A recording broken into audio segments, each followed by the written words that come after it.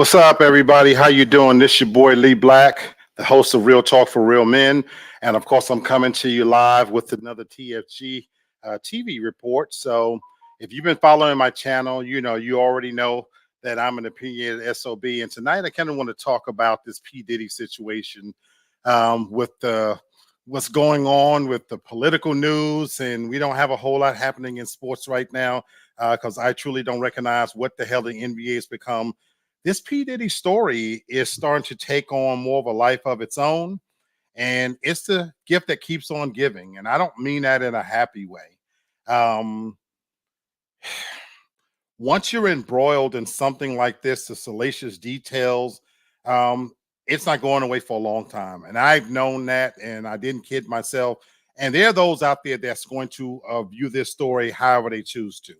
We all know that we deal with cancel culture, and there are individuals out there that when they think about P. Diddy, his legacy is forever ruined, and they're going to cut him off and never look back. And that's fine. You have to, follow your own conscience. I've always had the ability, personally, to be able to separate a man from his work, from his artistry. So just like I feel about R. Kelly, and I have a saying, I never stop playing R. Kelly music because I've always had the capacity to say that I don't know what the fuck Roberts is about, but R. Kelly is still my favorite artist of all time. I'm going to say the same thing for P. Diddy. Sean Combs may be guilty. I don't know, to be honest with you. What has gone on in his private world? He's almost a billionaire. Maybe he's fully guilty of all the things he's accused of. But that for me does not separate him from the work that and contributions that he's made to music. So P. Diddy, Puff Daddy, the artist, what he's meant to music, I have no problem with that. Now, let's get into the personal details. Just this week alone, just a couple of days ago, there was a new lawsuit filed against Puffy by a music producer, basically accusing him of, graphic details, from, rape and sexual assault, sex trafficking, and all kinds of shit that, nobody wants their name attached to. In an extensive 72-page report, it gave graphic details. This individual talks about unsolicited groping and sexual touching. I invite you to go look at it for yourself and make your own judgment. Some of the things that disturbed me in the report, though, just to be honest, were the details. This was a grown man, a music producer, who's claiming that he lived with Puffy for over a year. And during that time, living in multiple residences, according to this individual, because Puffy is almost a billionaire, he alleges that during this time, he was forced to sleep with prostitutes, that he was groomed. And we're going to talk about whatever the fuck that is, grooming, because we hear that term quite a bit now. And even just recently, actor Columbus Short came forward for no unsolicited reason and decided to chime in and also use that term that he felt like he was being groomed. But this music producer, Little Rod, I think that's what he's called, he talks about, that he felt like that Puffy was grooming him. And by grooming, he went on to talk about how Puffy not only forced him to sleep with prostitutes, but also forced him, against his will to sleep with, the women, the parties. He attended all these gala events because Puffy is known for throwing a party. The individual talked about how he's seen Puffy lace drinks with drugs, sleep with underage girls, and of course, fuck some high profile people. Here's what's more disturbing to me about the fact about his allegations. If this is true, why are you waiting till now to come forward with it? If you were a producer on his Love album, and people forget, right before all of this salaciousness broke, Puffy's album was doing phenomenal. In fact, he was right here in Atlanta, Georgia, touring. He was on the Love tour. His music was #1 on the charts. And all of a sudden, the Cassie situation broke, and he did something that I wish he hadn't done. Whether he did it on his own or his handlers, his lawyers, they paid that bitch $30 million. It's reported. And I said it then, and I'll say it now. The moment you pay, you open the floodgates for the rats and roaches to come out. If we don't take anything from Donald Trump, if you don't learn anything from Donald Trump is the kind of individual that if you do get money out of him, you're going to get it out of his cold, dead hands. This man right now has on the hook for close to $500 million, and he going to fight it tooth and nail. And I wonder why people who are accused of things don't take a page out of that book. The truth of the matter is, once you pay, you set in motion a precedent for the next pay, for the next person to come forward and blackmail you. And I hate that people are making it so easy to become victims. Whoever this producer is, you have the cognitive ability and the talent and the skill to be a producer on an album, to tour with P. Diddy, to be recognized and enjoy all of the spoils. But the moment the gravy train stops, now you're a victim. As a grown-ass man, now you want us to believe that all of the things you partook of, you participated in, the parties that now was against your will. Let me tell you something, folks. I'm 56 years old, but I promise you, even as a 17-year-old kid, and I found myself in some places that I probably shouldn't have been, nothing was going to happen to me against my will. No amount of wealth, power, or fame was ever going to put me in a situation where I was going to fuck somebody that I didn't want to fuck. And especially if you're trying to get me to fuck against my sexual orientation. So when I read a story like Columbus Short put out today that Puffy called you up in the middle of the night in 2008 while you was in bed with your wife from his hotel room and basically said, hey, why don't you come through? I'm over here kicking it and by myself, drinking, come through. If in any way you found that offensive, and if in any way you thought that he was soliciting you towards a sexual escapade that you were against, why the fuck wouldn't you just check him right then and there? Let me be clear, folks. I've been offered sex many times by male and female that was unwanted. I had no problems saying no. If I didn't want to be down with it, there was no hesitation in it. So I don't understand why we live in 2024, the most freest time in history. We have the freedom, especially verbally, to say whatever the fuck we want. We have mediums that we can say it. But from 2008 to 2024, it just came to mind now that, oh yeah, he tried to groom me in 2008. That makes absolutely no sense to me. What that says to me is that either now you're trying to chase clout, as these young kids say, your career didn't pan out, so now you want to tack on a little bit of attention, or maybe, just maybe, you did want to suck some dick or get fucked or whatever the case might be. Because I promise you, as a man, if another man approaches me in any kind of way that I'm not comfortable with, I'm not waiting for tomorrow. I damn sure not going to wait till next week. I'm addressing that man right there on the spot. And if I'm with it, I'm with it. You know what I'm saying?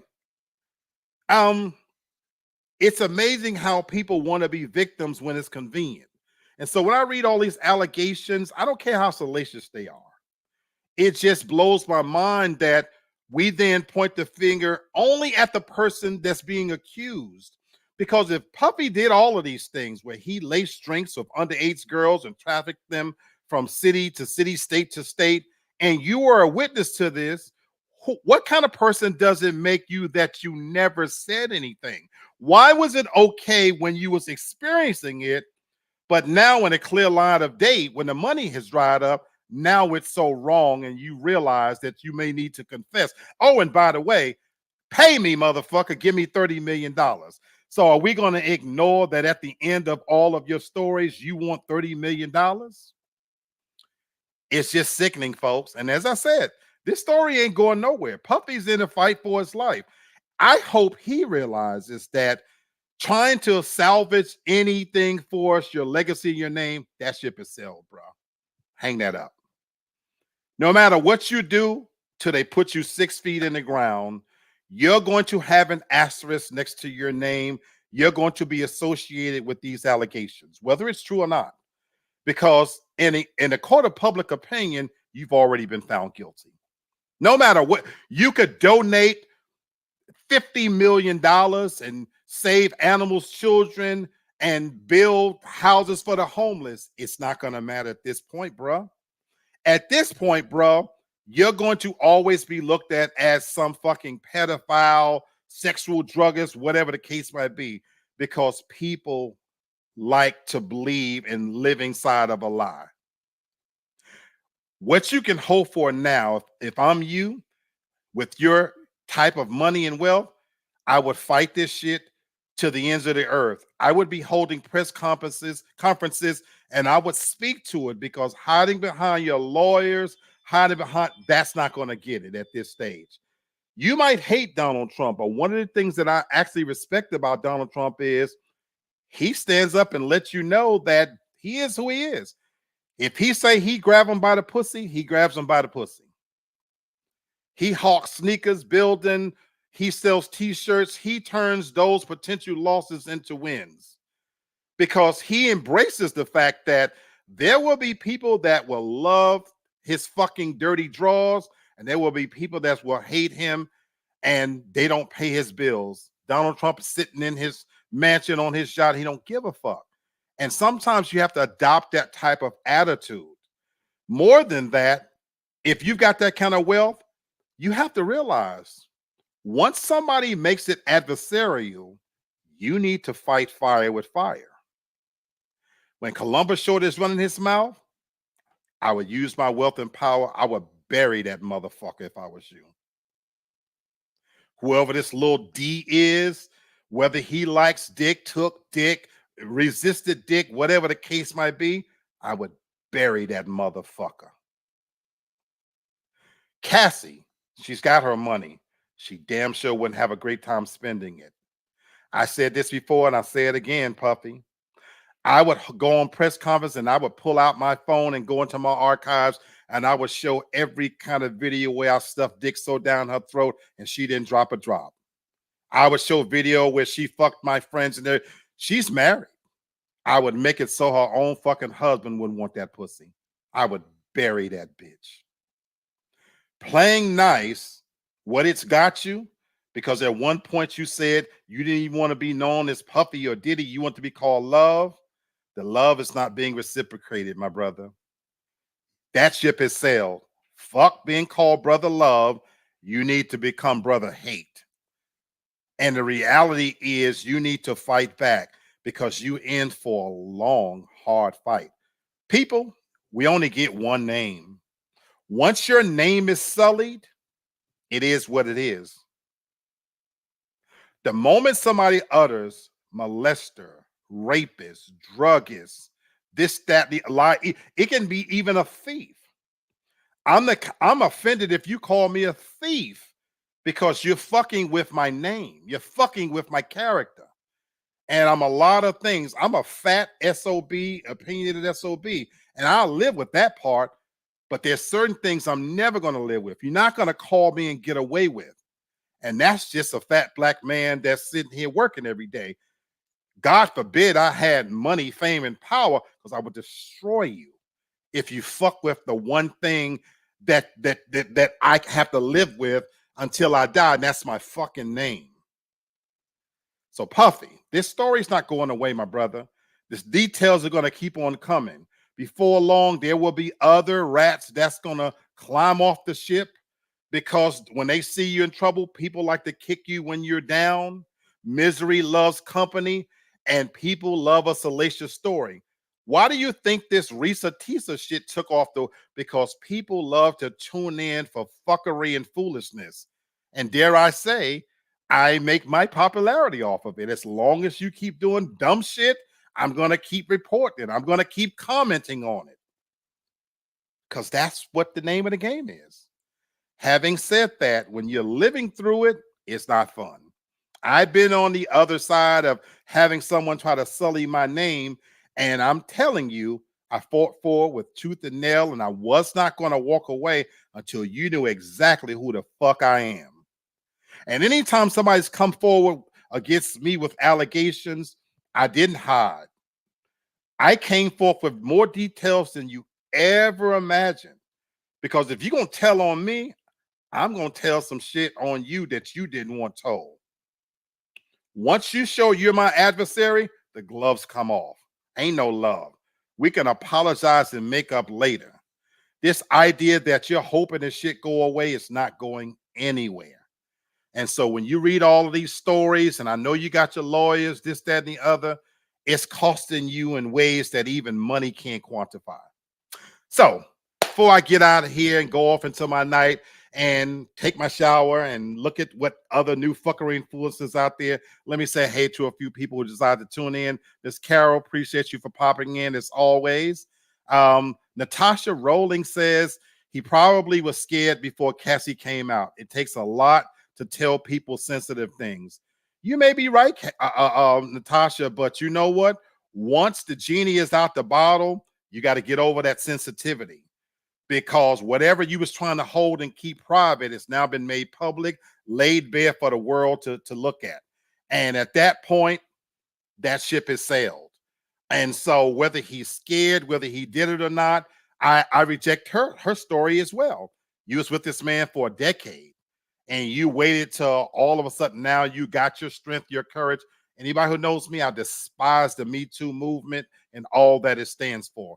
It has sullied the truth, and I think it's modern day McCarthyism. That's my personal opinion. As Carol says, when Cassie case was settled, the floodgates open, and I don't see them closing. Absolutely. Carol goes on to say, why would he call him at that hour if he wasn't down with it maybe before? That is a brilliant point that you make right there, Ms. Cassie, that you know what?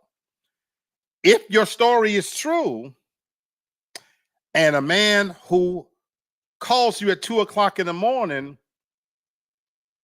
there was something that you indicated why you would want to suck some dick or take some dick. Because let's be clear, I don't send out a booty call unless there's a reasonable expectation that she wants to fuck and suck. I don't get up and wake up in the middle of the night and think, I'm horny. Who the fuck can I call? Ooh, I know. Let me reach out to this person who has a husband and possibly get cursed out. And I don't even know if she does suck dick. We don't do that. Every fucking man knows that when you make that call, you send that text, there is a reasonable expectation that the person you're sending it to is down with it. They might want to suck some dick. And women do the same thing. Don't think for one moment that 11, 12, 1 o'clock, you get the WYD text. And while it's not explicitly said that, hey, I want to suck some dick, every man knows what WYD means if you get it after a certain hour. What are you doing? The appropriate response, if I get that at 2:00 in the morning, is you. What are you doing? I'm doing you. How long will it take for you to get your monkey ass over here? So you make a very good point, Ms. Carol. And again, if you've held this in since 2008, what were you thinking all this time? Don't even get me started on the fact that you look like you suck some dick, motherfucker. But that's a whole nother story. But some of the names that have been drug into this is Stevie J and this, that. Now, I don't know these people personally. Stevie J is right here in Atlanta. But by all accounts, from even when he was on Love and Hip Hop, that man loved pussy. Now, that's not to say just because a person loves pussy, they don't like a little dick on the side too. I've said many, many times, there is actually no such thing as gay and straight in my personal opinion. I think people like what they like when they like it.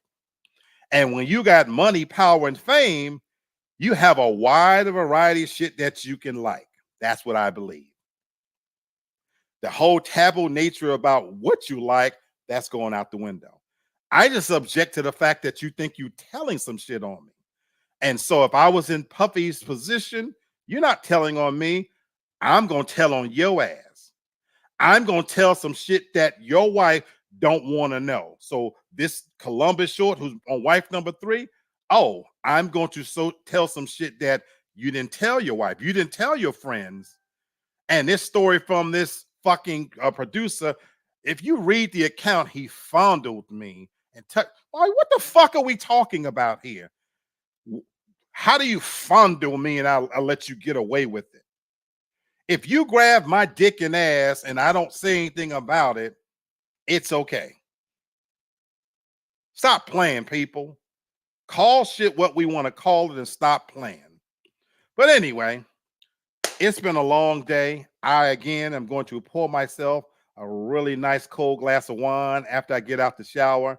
I'm going to comb through the fuckery and foolishness, and I will see you guys tomorrow with a brand new take on the brand new bullshit. This has been Lee Black, of course, for TFG. And as always, the views expressed belong to Lee Black and Lee Black alone. They do not necessarily reflect those of the family from TFG nor from Real Talk for Real Men. I hope you continue to tune in. I hope you share my stories, like, comment. Don't forget to subscribe to the channels, especially if you like my content. Hit the notification bell because I can go live at any time because the shit that keeps shitting don't stop shitting. Till tomorrow. Peace out, everybody. Have a good one.